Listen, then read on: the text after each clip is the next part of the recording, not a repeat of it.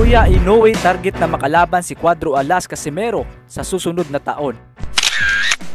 Ayon nga po sa promoter ni Inoue mga idol, target daw nila ang 3 laban sa susunod na taon. Una nga po sa listahan nila itong si Luis Nery. Huling laban nga po ni Nery mga idol kontra sa ating kababayan na si Froilan Saludar, na kung saan tinapos po ni Nery sa Saludar via TKO sa second round. Pangalawa nga po itong sa listahan si Murodjon Akhmadaliev. Huling laban niya kontra Kevin Gonzalez na tinapos lamang ang laban sa round 8 via TKO. Para po sa hindi nakakaalam, ito po yung tinalo ni Marlon Tapales at naagaw ang mga titulo, kaya nabigyan ng pagkakataon na makalaban ang The Monster. Pangatlo nga po sa listahan ang angas ng Pinas, Cuadro Alas Casimero. Huling laban ni Casimero mga idol kontra Yokomuri Oguni, na kung saan natapos ang laban sa pamamagitan ng tabla. Ayon nga po sa promoter ni Inoue mga idol, na si Inoue na mismo ang nagsabi sa kanya na gusto niya makalaban si Casimero para matuldukan na ang matagal ng gusto ng mga fans ang maglaban si Inoue at Casimero. Dagdag pa ng promoter ni Inoue mga idol, volunteer defense daw ang kanilang gagawin dahil hindi naman daw number 1 contender itong si Casimero.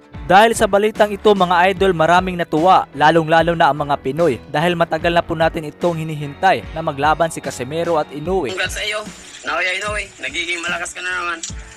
Alam mo, lahat ng mga tao dito na mga solid supporters ko, lahat ng mga sinasabi nila, wala makakatalo sa iyo kundi si Cuadro Alas lang.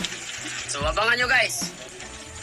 Kung matatandaan natin mga idol, maglalaban na sana itong si Inoue at Casimero para sa unification ng mga titulo noong 2020. Pero sa kasamaang palad mga idol, napurnada po ang laban dahil sa pandemya. At noong 2022 mga idol, natanggalan po si Casimero ng titulo, ang WBO Bantamweight belt, dahil sa paggamit ng sauna. Kaya na-promote si Butler bilang full champion at nabigyan ng pagkakataon na makasagupa si Inoue. Kung hindi lang sana natanggalan si Casimero ng titulo mga idol, matagal na sanang nangyari ang Inoue versus Casimero. Dahil sa mga panahon na yon, target talaga ni Inoue ang maipon ang lahat ng belt sa kanyang dibisyon. Kaya ngayon gusto ng labanan ni Naoya Inoue itong si Cuadro Alas Casimero para matuldukan na ang matagal ng pinag-uusapan na laban sa pagitan nilang dalawa.